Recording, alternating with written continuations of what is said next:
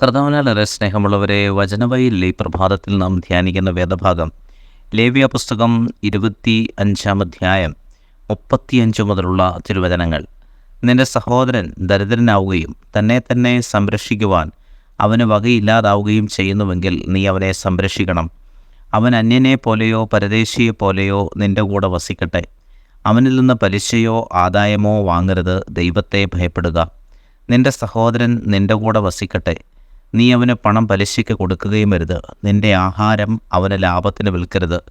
നിങ്ങളുടെ ദൈവമായിരിക്കുവാനും കനാൻ ദേശം നിങ്ങൾക്ക് നൽകുവാനും ഈജിപ്തിൽ നിന്ന് നിങ്ങളെ കൊണ്ടുവന്ന നിങ്ങളുടെ ദൈവമായ കർത്താവാണ് ഞാൻ. പ്രിയപ്പെട്ടവരെ, വചനത്തിൽ കർത്താവെന്ന് ഓർപ്പിക്കുന്നത് സഹോദരനുമായിട്ടുള്ളൊരു ബന്ധമാണ്.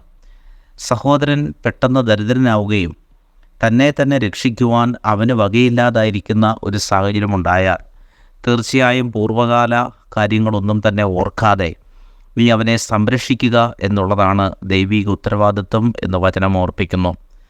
നിനക്ക് അവനെ സംരക്ഷിക്കുവാൻ കഴിയണം. നീ അവനെ സംരക്ഷിക്കുകയും വേണം. ഒരന്യനെയോ പരദേശിയോ എന്ന പോലെ തന്നെ അവൻ നിൻ്റെ കൂടെ വസിക്കണം. കാരണം നീ അവന് ചെയ്തു കൊടുക്കുന്നത് ഒരു കടമ എന്നുള്ള നിലയിലേക്കാൾ ഉപരിയായി നിൻ്റെ ഒരു കർത്തവ്യം എന്നുള്ള നിലയിലാണ് നീ അത് ചെയ്തു കൊടുക്കേണ്ടത്. അതുകൊണ്ട് തന്നെ ഇനി നിനക്ക് അവനുമായിട്ട് ഏതെങ്കിലും രീതിയിലുള്ള ബുദ്ധിമുട്ടുകളുണ്ടെങ്കിൽ, മാനസിക ബുദ്ധിമുട്ടുണ്ടെങ്കിൽ, ഒരന്യനെ പോലെയെങ്കിലും അവൻ നിൻ്റെ കൂടെ നിൽക്കുകയും നിന്നിലൂടെ അവൻ ജീവിതത്തെ പുനരുദ്ധരിക്കുകയും ചെയ്യട്ടെ എന്ന് വചനം ഓർപ്പിക്കുകയാണ്. സഹോദരനോടുള്ള സ്നേഹം, ആ ബന്ധം, അതൊരിക്കലും നമുക്ക് അളന്ന് തിട്ടപ്പെടുത്തുവാൻ കഴിയാത്ത ബന്ധമാണ്. ആ ബന്ധത്തിലൂടെയാണ് ദൈവം നമ്മുടെ ജീവിതത്തിൽ ഇടപെടുന്നത് എന്നും വചനം ഓർപ്പിക്കുന്നു. അങ്ങനെ അവനിൽ നിന്ന് പലിശയോ ആദായമോ ഒന്നും വാങ്ങാതെ ദൈവത്തെ ഭയപ്പെട്ട് നീ ജീവിക്കുക. അപ്പോൾ അവൻ്റെ കടക്കണിയിൽ അവന് തീരെ അവശനായി നിൽക്കുന്നൊരു സമയത്ത് അവനൊരു അധിക ഭാരം കൊടുക്കുവാൻ പാടില്ല എന്ന് വചനം ഓർപ്പിക്കുന്നു. സഹോദരനോടുള്ള ബന്ധം അത് അളക്കാനാകാത്ത ബന്ധമാണ്. ഒരിക്കലും വിലമതിക്കാനാകാത്ത ബന്ധം. ആ ബന്ധത്തെ സാമ്പത്തിക വിഷയങ്ങൾ കൊണ്ട് നീ മൂടി വെക്കാനായിട്ട് ഇടയാകരുത്. സാമ്പത്തിക കാര്യങ്ങൾ വന്നതുകൊണ്ട് നീ അതിനുള്ള ദൈവീകതയെ നഷ്ടപ്പെടുത്തി കളയരുത് എന്ന് വചനം ഓർപ്പിക്കുകയാണ്. നീ അവനെ പണം പലിശയ്ക്ക് കൊടുക്കരുത്. നിൻ്റെ ആഹാരം നീ അവൻ്റെ ലാഭത്തിന് വിൽക്കുകയും അരുത്.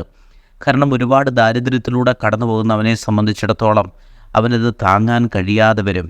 ഈ ജൂബിലി വർഷത്തിൽ പ്രത്യേകിച്ച് ദൈവവുമായിട്ടുള്ള ബന്ധത്തിൻ്റെ ആ ഓർമ്മ നിലനിൽക്കുന്ന ആ ഓർമ്മയാചരണത്തിൻ്റെ അവസരത്തിൽ നാം സഹോദര ബന്ധം മറന്ന് മുന്നോട്ട് പോകുവാൻ പാടില്ലെന്നും നമ്മുടെ ആഘോഷങ്ങളൊക്കെ അതിൻ്റെ പരിധിക്കപ്പുറത്തേക്ക് എത്തരുത് എന്നും വചനം ഓർപ്പിക്കുന്നു. അതായത് ഒരു വ്യക്തി നമ്മുടെ കൂട്ടത്തിൽ ദരിദ്രനായിട്ടുണ്ട്. അതുകൊണ്ട് തന്നെ അവനെ സംരക്ഷിക്കുവാനുള്ള വകയാണ് ഒരാർഭാടമുണ്ടാക്കുന്നതിനേക്കാൾ കൂടുതലായി എളുപ്പത്തിൽ നാം കണ്ടെത്തേണ്ടത്. നിങ്ങളുടെ ദൈവമായിരിക്കുവാനും കനാൻ ദേശം നിങ്ങൾക്ക് അവകാശമായി നൽകുവാനും ഈജിപ്തിൽ നിന്ന് നിങ്ങളെ കൊണ്ടുവന്ന കർത്താവ് ഞാനാകുന്നു. ഇത്രമാത്രം ഉറപ്പോടുകൂടിയാണ് കർത്താവ്. ഒന്നുമില്ലായ്മയിൽ നിന്ന് വന്ന ഇവർ ഇത്രമാത്രം സാമ്പത്തിക മേഖലയിൽ ഔന്നത്യപ്പെട്ടു എങ്കിൽ, അവർക്കൊരു ഉന്നത സ്ഥാനം ലഭിച്ചുവെങ്കിൽ അതിൻ്റെ എല്ലാം പിന്നിലൊരു ദൈവിക പദ്ധതിയാണ് എന്ന് വചനം ഓർപ്പിക്കുകയാണ്.